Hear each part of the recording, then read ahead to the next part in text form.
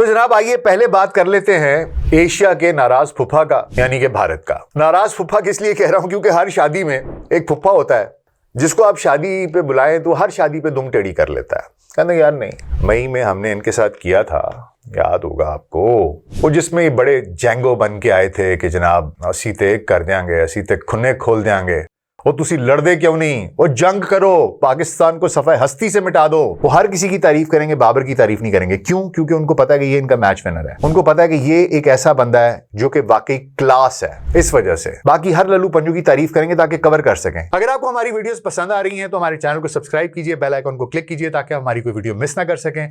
हम बहुत मेहनत और तहकीक के बाद आप तक ये मवाद लेकर आते हैं। और अगर आप यूएस, यूके, कनाडा के रहने वाले हैं तो आप थैंक्स का आइकॉन क्लिक करके हमें डोनेट और सपोर्ट भी कर सकते हैं। बहुत शुक्रिया। ग्लोबल सेट पॉडकास्ट में डॉक्टर नासिर बेग के साथ आपकी खिदमत में हाजिर हैं। अस्सलाम वालेकुम। आज का प्रोग्राम जरा स्पेशल है, एशिया कप स्पेशल है। जनाब बात करेंगे आज एशिया कप की, एशिया क्रिकेट कप, जो कि आज से मुत्तहिदा अरब अमारात में खेला जाएगा। ये टूर्नामेंट क्रिकेट के दीवानों के लिए, क्रिकेट के शायकीन के लिए एक जश्न है। खासतौर पर पाकिस्तान और भारत की जो टीमें हैं ये मद्दे मुकाबिल होंगी। लेकिन इससे पहले कि हम इसकी तफसील में जाएं, थोड़ी सी मुख्तसर तारीख़ जो है वो इस टूर्नामेंट की आपको बताए देते हैं। एशिया कप क्रिकेट कप जो है इसकी बुनियाद 1984 में रखी गई। ये टूर्नामेंट एशिया की बेहतरीन टीमों को एक प्लेटफॉर्म देने के लिए शुरू किया गया था जहां वो एक दूसरे से मुकाबला कर सकें। और पहला एशियाई कप जो है ये मुत्तहिदा अरब अमारात में खेला गया, जिसमें सिर्फ 3 टीमें थीं, भारत, पाकिस्तान और श्रीलंका। और ये ओडीआई फॉर्मेट में था, 50 ओवरों का फॉर्मेट था। और फाइनल में भारत ने श्रीलंका को शिकस्त देकर पहला टाइटल अपने नाम किया था। अब तक 16 एडिशंस हो चुके हैं और 2025 का ये 17वां एडिशन है। जीतने वालों की फहरिस्त पे अगर निगाह डालें तो भारत सबसे ज़्यादा कामयाब टीम है जिसने 8 टाइटल्स जीते हैं। 1984, 1988, 1990, 1995, 2010, 2016, 2018 और 2023। श्रीलंका दूसरे नंबर पर है जिसने कि 6 टाइटल्स जीते हैं, 1986, 1992, 1997, 2004, 2008 और 2014। पाकिस्तान 2 बार जीता है, सन 2000 में और 2012 में। बांग्लादेश, अफगानिस्तान, हांगकांग, ओमान और यूएई जैसी टीमें अब तक चैंपियन नहीं बन पाई, लेकिन उन्होंने टूर्नामेंट को तनव्वो ज़रूर दिया है। यह हर 2 या 3 साल के बाद मुनक्किद होता है। जो इब्तदाई एडिशंस थे वो ओडीआई फॉर्मेट के ऊपर खेले जाते थे। सवाल ये है कि जनाब क्या ये पहला एशियाई कप है जो T20 फॉर्मेट में खेला जा रहा है? तो जनाब ऐसा नहीं है, ये तीसरा मौका है। पहला T20 एशिया कप 2016 में बांग्लादेश में हुआ जहां भारत ने जीत हासिल की। दूसरा 2022 में मुत्तहिदा अरब अमारात में हुआ और श्रीलंका में इनके साथ दोनों ने होस्ट किया था, को होस्ट थे, जहां श्रीलंका चैंपियन बना। और 2025 का ये एडिशन भी T20 आई में है जो तेज़ रफ्तार सनसनीखेज क्रिकेट की जमानत देता है। ये फॉर्मेट एशिया की क्रिकेट को आलमी सतह पर मजीद चैलेंजिंग बनाता है। आइए अब एक नज़र डाल लेते हैं कि टूर्नामेंट का फॉर्मेट क्या है, टीमें क्या हैं और कैप्टन्स कौन कौन से हैं। 2025 का जो एशिया कप है इसका फॉर्मेट बड़ा दिलचस्प और मुतवाज़न है। कुल 8 टीमें शरीक होंगी जो 2 ग्रुपों में तकसीम की गई हैं, ग्रुप ए और ग्रुप बी। हर एक में 4 टीमें हैं। हर टीम अपने ग्रुप की दीगर 3 टीमों से एक एक मैच खेलेगी और हर ग्रुप की जो टॉप 2 टीमें हैं वो सुपर 4 में चली जाएंगी, जहां वो एक दूसरे से फिर मद्दे मुकाबिल होंगी और हर एक टीम एक दूसरे के साथ मैच खेलेगी और जो टॉप 2 टीमें हैं वो फाइनल में पहुंच जाएंगी। कुल 19 मैचेस होंगे जो दुबई, अबू धाबी और शारजा के ग्राउंड पर खेले जाएंगे। फाइनल 28 सितंबर को दुबई में होगा। तमाम मैचेस रात 6:30 बजे मकामी वक्त यानी कि दुबई के, यूएई के टाइम के मुताबिक शुरू होंगे। टीमों की जरा फहरिस्त देख लेते हैं जनाब। ग्रुप ए में भारत कैप्टन सूर्य कुमार यादव हैं, पाकिस्तान कैप्टन सलमान अली आगा हैं, यूएई कैप्टन मोहम्मद वसीम हैं और ओमान कैप्टन जितेंद्र सिंह हैं। ग्रुप बी में श्रीलंका कैप्टन जारिद असलांका हैं, अफगानिस्तान कैप्टन राशिद खान हैं, बांग्लादेश कैप्टन लिटन दास हैं और हांगकांग कैप्टन यासीन मुर्तज़ा हैं। ये टीमें अपनी बेहतरीन फॉर्म में हैं। भारत दिफाई चैंपियन है जबकि पाकिस्तान नई उम्मीदों के साथ मैदान में उतरेगा। ग्रुप्स की तफसील और मैचेस का शेड्यूल आपको वो भी बताते चलें जी। ग्रुप ए में भारत, पाकिस्तान, यूएई, ओमान। ये ग्रुप इंतहाई सख्त है क्योंकि भारत और पाकिस्तान की मौजूदगी से मुकाबले बहुत ही जोशीले होने वाले हैं। यूएई और ओमान मेज़बान मुल्क की नुमाइंदगी कर रहे हैं और होम एडवांटेज का फ़ायदा उठा सकते हैं, लेकिन भारत और पाकिस्तान के आगे उनके लिए प्रैक्टिस होगी। ग्रुप बी में श्रीलंका, अफगानिस्तान, बांग्लादेश, हांगकांग। श्रीलंका फेवरेट है, लेकिन अफगानिस्तान का स्पिन अटैक और वो जिस तरीके से खेलते हैं, और बांग्लादेश को भी आप आउट रूल नहीं कर सकते, उनकी बैटिंग बहुत स्ट्रांग है। हांगकांग हो सकता है कोई गैर मुतवक्के कारकर्दगी दिखा दे, लेकिन बहरहाल यहाँ पर कांटे का मुकाबला श्रीलंका, अफगानिस्तान और बांग्लादेश में होगा। आइए अब जरा मुकम्मल इसका स्केड्यूल देख लेते हैं, शेड्यूल देख लेते हैं कि क्या है। सबसे पहला मैच 9 सितंबर को अफगानिस्तान बमुकाबला हांगकांग आज अबू धाबी में होगा, शेख जायद स्टेडियम में। 10 सितंबर को भारत का मुकाबला यूएई के साथ होगा, दुबई इंटरनेशनल क्रिकेट स्टेडियम में। 11 सितंबर को बांग्लादेश बमुकाबला हांगकांग, शारजा में। 12 सितंबर को पाकिस्तान बमुकाबला ओमान, अबू धाबी में। 13 सितंबर को श्रीलंका बमुकाबला अफगानिस्तान, दुबई में। 14 सितंबर को भारत बमुकाबला Pakistan, Dubai, the mother of all battles. इसके बाद 14 सितंबर को ही बांग्लादेश बमुकाबला श्रीलंका, शारजा में होगा। 15 सितंबर को यूएई बमुकाबला ओमान, शारजा में होगा। 16 सितंबर को अफगानिस्तान बमुकाबला बांग्लादेश, अबू धाबी में होगा। 17 सितंबर को श्रीलंका बमुकाबला हांगकांग, दुबई में होगा। 18 सितंबर को पाकिस्तान बमुकाबला यूएई, दुबई में होगा। 19 सितंबर को भारत बमुकाबला ओमान, अबू धाबी में होगा। 20 सितंबर को हांगकांग बमुकाबला बांग्लादेश, शारजा में होगा। और 21 सितंबर को अफगानिस्तान बमुकाबला श्रीलंका, दुबई में होगा। जनाब, ये सुपर फोर्स जो है इसके बाद 23 से लेकर 26 सितंबर तक होंगे, जहां टॉप 2 टीमें हर एक ग्रुप की एक दूसरे से खेलेंगी। और अगर भारत और पाकिस्तान दोनों सुपर 4 में पहुंची तो मजीद एक मैच बन सकता है, और फाइनल में पहुंची तो एक और हो सकता है, जो कि 28 सितंबर को दुबई में खेला जाएगा। ये स्केड्यूल जो है या ये शेड्यूल जो है जनाब, ये एशिया क्रिकेट काउंसिल का है, और तमाम मैचेस जो हैं वो लाइव नशर होंगे। तो जनाब आइए पहले बात कर लेते हैं एशिया के नाराज फुफा का, यानी कि भारत का। नाराज फुफा किस लिए कह रहा हूं, क्योंकि हर शादी में एक फुफा होता है जिसको आप शादी पे बुलाएं तो हर शादी पे दुम टेढ़ी कर लेता है। कहते यार नहीं, ओ फलाने साल मैं फलानी जगह पर था, शादी पे आया, आपने मेरी प्लेट में बोटी डाल के नहीं दी, आप मुझे खुद कार्ड देने नहीं आए, या कार्ड देने आए तो आपका मुंह जरा सूजा हुआ था, क्या पता आपका ब्लड प्रेशर आई हो, आपका यूरिक एसिड आई हो, लेकिन नहीं, फुफ्फा ने 30 साल पुरानी बात निकाल लेनी है, क्योंकि तूने मेरे साथ ये किया था, हुण मैं तेरे पुत्र दे ब्याह ते नहीं आना। तो जनाब एशिया क्रिकेट का, दुनिया क्रिकेट का, पता नहीं उनको बंदा जवाई कहे, उनको नाराज फुफ्फा कहे, क्या कहे, वो है जी भारत। मामला कुछ यूं है कि पहले तो इनकी हुकूमत जो है वो ये कहती रही जनाब कि हम तो पाकिस्तान के साथ मैच नहीं खेलेंगे। अच्छा जनाब, उसके बाद जो ड्रामा, हंगामा, तूफान बदतमीजी, अच्छा जी ठीक है। अब हुआ ये है जनाब कि पाकिस्तान और भारत का जो मैच है वो 14 सितंबर को दुबई इंटरनेशनल क्रिकेट स्टेडियम में खेला जा रहा है, रात के 6:30 बजे शुरू होगा। ग्रुप ए का ये कांटेदार मुकाबला, बल्कि पूरे टूर्नामेंट का कांटेदार मुकाबला है, तो कह दूं तो ये गलत नहीं होगा।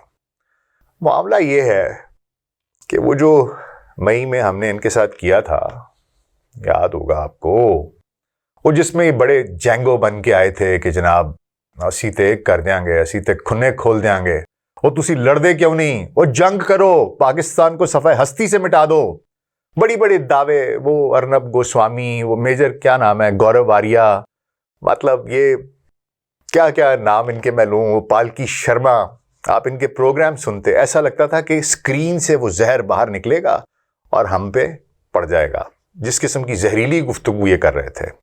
और पूरे का पूरा भारत जनाब तकरीबन सिवाय कुछ लोगों को छोड़ के जो कि अक्ल की फहम की बात कर रहे थे कि भाई जिस तुम पहलगाम की बात कर रहे हो उसका कोई सबूत है नहीं, पूरी दुनिया में कोई मुल्क तुम्हारे साथ खड़ा हुआ है नहीं, तो फिर तुम किस लिए बार बार ये रट लगा रहे हो कि नहीं ये हुआ था, मैंने तो नहीं छोड़ना, मैंने तो पाकिस्तान पे बड़ा समझाया तुम्हें लोगों ने, लेकिन नहीं समझ में आई, फिर तुमने पंगा ले लिया, फिर तुमने वो बेवकूफ़ी की जो तुम्हें नहीं करनी चाहिए थी, और फिर पूरी दुनिया के सामने तुम्हारे मुंह पर जन्नाटेदार थप्पड़ पड़े। फिर जाके अपने अब्बू के पास गए, ट्रंप के पास, और बोला कि अब्बू ये इसने मुझे मारा है। फिर अब्बू जाने का यार बेटा बात सुनो, ये ऐसी थोड़ा सा छिछोरा सा है, जाने दो। हमने कहा ठीक है अंकल जाने देते हैं, कोई मसला नहीं है।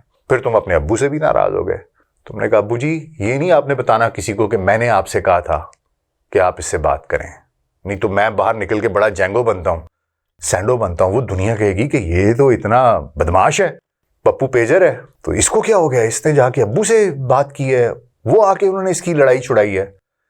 तो मामला ये है कि जी ये एक फॉल्स ईगो में रहते हैं, एक फॉल्स बबल है जिसमें पूरा हिंदुस्तान रह रहा है। मामला कुछ ये है कि अमेरिका हॉलीवुड से और इंडिया बॉलीवुड से ना बाहर नहीं आ सका।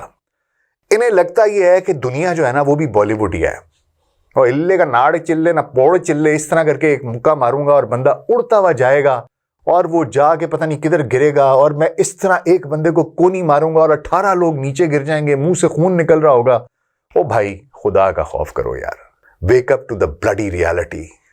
दिस इज रियलिटी, जहां तुम्हारे 5 राफेल्स एक रात में ठक ठक ठक ठक ठक। आपके अब्बूजान जो है ना वो तो 6-7 भी कहते हैं, कभी 6 कहते हैं, कभी 7 कहते हैं, अंकल ट्रंप। तो उनसे जाके पूछेंगे क्या हुआ था आपके साथ। टर टर टर टर चैं चैं चैं चैं चैं चैं लगाई हुई थी, और उसके बाद अब रो रहे हैं। और फिर 3 महीने के बाद, पहले तो इन्होंने एक और तमाशा क्या किया, मैं इसलिए ये बात बता रहा हूं ताकि आपको ये पता हो कि ये सारा जो ड्रामा है इसकी हकीकत क्या है। पहले फॉल्स फ्लैग ऑपरेशन कराया, कोई सबूत नहीं मिला। उसके बाद जिस दिन पार्लियामेंट का, इनकी लोकसभा का वो सेशन होना था, उससे एक दिन पहले एक ऑपरेशन कराया जी महादेव, जय जय महादेव। उसमें को 3 बंदे बेचारे मार दिए और कहा जी हमने इसके टेररिस्ट मार दिए ताकि हमसे ऑपोजिशन कोई सवाल करे तो हम बचे रहें। आप झूठ की इंतहा देखें।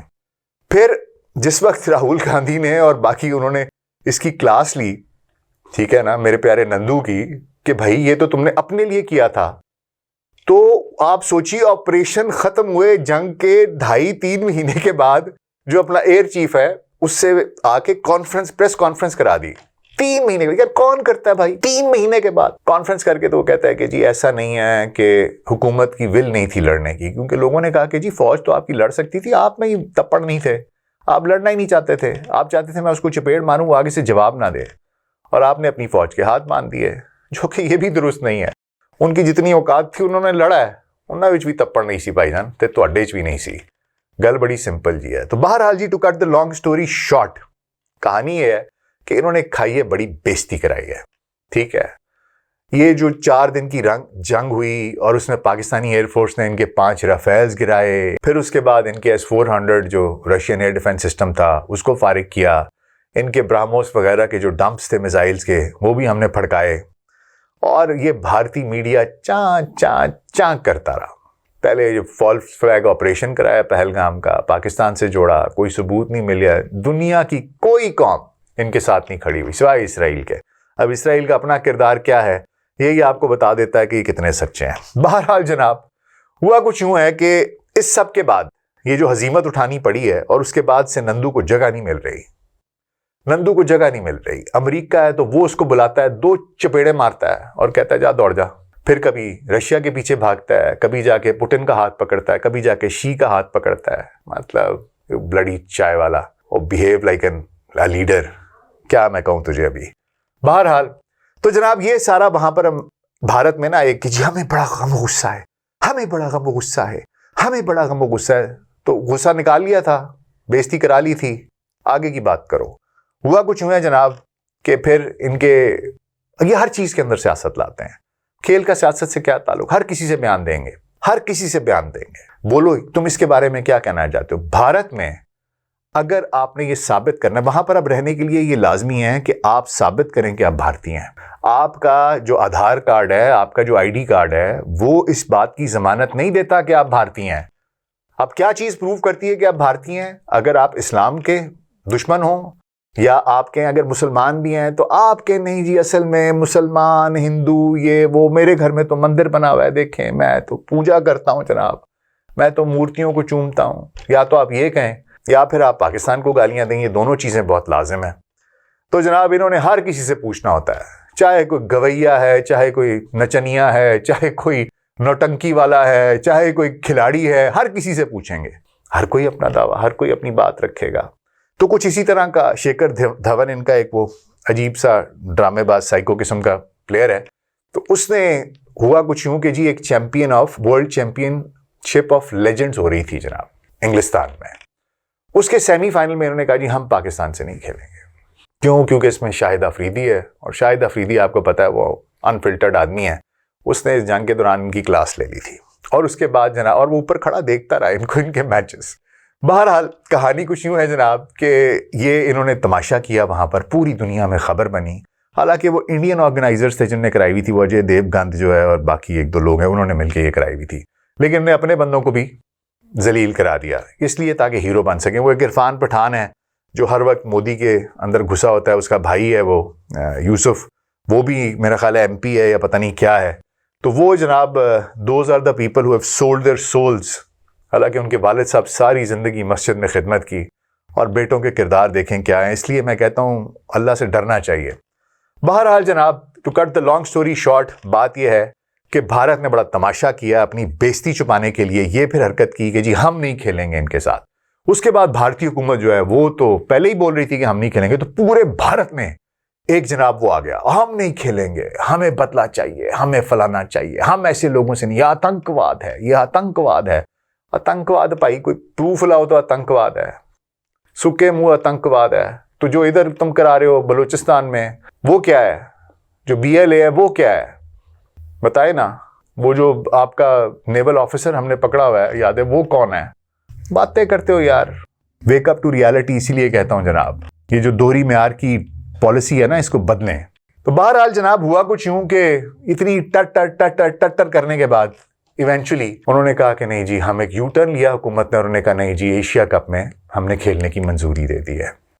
और BCCI ने भी उन्होंने कहा जनाब कि ये जो मल्टी टीम टूर्नामेंट्स हैं इनमें इस तरीके से हम बॉयकॉट नहीं कर सकते, ये बहुत गलत है, हमारे ऊपर पाबंदी लग सकती है। और फिर उसके बाद हुआ जनाब ये कि इन्होंने कहा कि हम ये मैच खेलें। तो उसके बाद जनाब ये मैच हो रहा है। वो कहते हैं बड़ी मिन्नतों मुरादों के बाद साढ़े घर पुत्र होया, तो ये भी फूफा जी बड़ी मुश्किल नाल मन्ने ने कि साढ़े नाल मैच खेलेंगे। तो जनाब मैच इसलिए भी ये बहुत सनसनीखेज है क्योंकि इसके पीछे एक इतनी बड़ी हिस्ट्री है कि मैं आपको क्या बताऊं। दोनों का रिकॉर्ड बराबर है, लेकिन मामला कुछ यूं है जनाब कि इस बार सेल्स की टिकट वो कह रहे हैं कि कम है, इसलिए कि इंडियंस नहीं टिकट खरीद रहे। वो कह रहे हैं जी हमने पाकिस्तान के साथ क्यों खेल रहे हैं आप। वो एक गम गुस्सा उन लोगों के अंदर है। I don't know what is the problem. लेकिन बहरहाल जी हम तो बहुत एक्साइटेड हैं, ये मैच होगा पाकिस्तान और हिंदुस्तान का, और इंशाल्लाह ताला पाकिस्तान की टीम फातेह होगी। पाकिस्तान की बात हुई है तो आए जनाब ज़रा ग्रीन शर्ट्स की भी बात कर लें और इनकी भी थोड़ी सी क्लास ले लें कि क्या हिसाब किताब है। गो के पाकिस्तान की टीम जो है ये बहुत हाई मोराल पर है क्योंकि इन्होंने परसों ही 7 सितंबर को इन्होंने UAE ट्राई नेशन कप जीत लिया है। फाइनल में अफगानिस्तान को 75 रन से हराया, रगड़ के रख दिया है। और मोहम्मद नवाज ने 5 विकेटें ली हैं जिसमें एक हैट्रिक भी शामिल थी।